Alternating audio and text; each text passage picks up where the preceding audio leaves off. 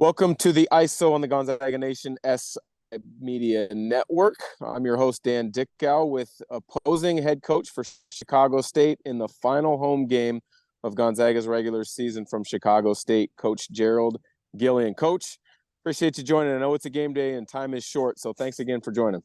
No problem. No problem. Thank you for having me. So you guys are a unique program in the fact that you're one of what I believe is only two independent programs in the country. You were in the WAC previously. You're independent. Tell us a little bit about the challenges of being an independent program, scheduling as many games as you need for a full schedule, and then how you came about with filling this Gonzaga date in your schedule. I look at it as more like, like I told you before, just being blessed and having opportunities to just go north, south, east, west, playing the best talent around the country. It is for those that don't know, it's a very unique situation because inside of March, you get the chance to play one of the most powerhouse universities in the country. There's not a lot of people that's that's coaching college right now that can say that. So we got a call in September asking if we could fill a game at this time, and just having an opportunity to fly out to the West Coast in March and play a game is a phenomenal opportunity for anyone, not just Chicago State. You guys, when I look up and down your roster, you guys have got quite a bit of talent. A lot of transfers are on your team. But when I watched a few minutes today of one of your previous games, you're very versatile. Interchangeable parts. You guys got an aggressive backcourt, Wesley Cardette Jr., Elijah Weaver. Tell us a little bit about your roster and what Gonzaga fans can expect tonight to see. Well, I've always tried to recruit as many guys as possible that can dribble, pass, shoot, and post. And being at Chicago State is no different. I think that, just the way the game of basketball is moving, if you have guys, if everyone on the floor is a threat to score the ball, it is going to make you that much better, that much deeper. And then when you just add a sense of toughness, now you become a team that can do some things as the game go on. So Gonzaga fans can expect, a hard playing team, someone that every time we step on the court, going to bring our hard hat, bring our boots, and just be ready to compete at the highest level. Defensively, the clips that I watched, it looks like you're mostly a man-to-man team that does a lot of switching because you've got a lot of like-size players. Give us little bit about philosophy on that end of and how you expect to prepare to slow Gonzaga down.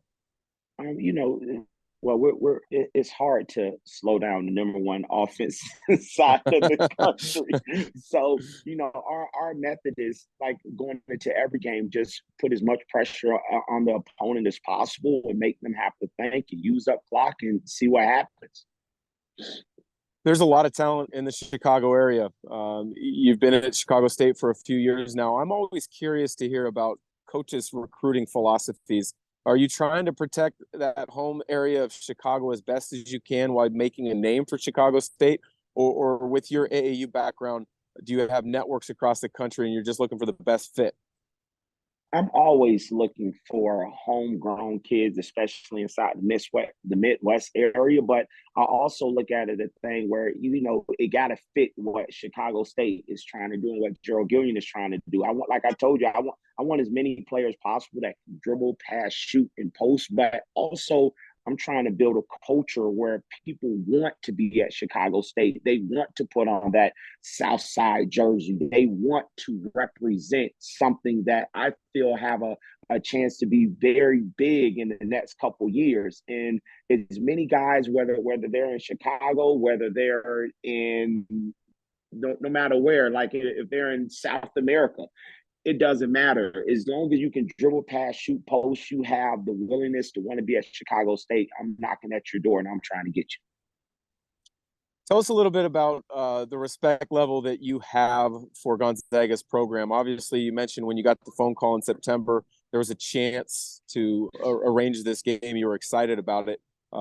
Share a little bit about your thoughts as an opposing coach coming into Spokane and facing Coach Few in the Bulldog program. Well, before I was a coach, I was just always a fan of basketball.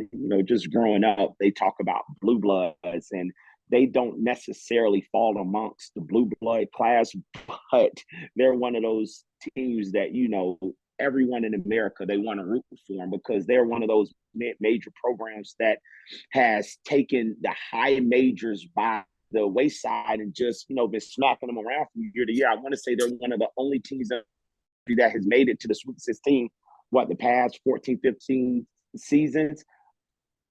So, just having an opportunity to play against this caliber talent, one of the best in the country, you're always excited. And, we're just grateful, like I say, for the opportunity. Coach, I know it's busy. It's a game day. Appreciate the time. Enjoy the kennel tonight as best you can, being that you're sitting on the opposing bench, and finish the season off well down at Fresno State, because I believe you guys finish out there before the season ends up. So thanks again. We do. And I just want to thank you for giving me an opportunity to speak and talk to you. And like I say, God bless. Have a great day and look forward to talking to you soon.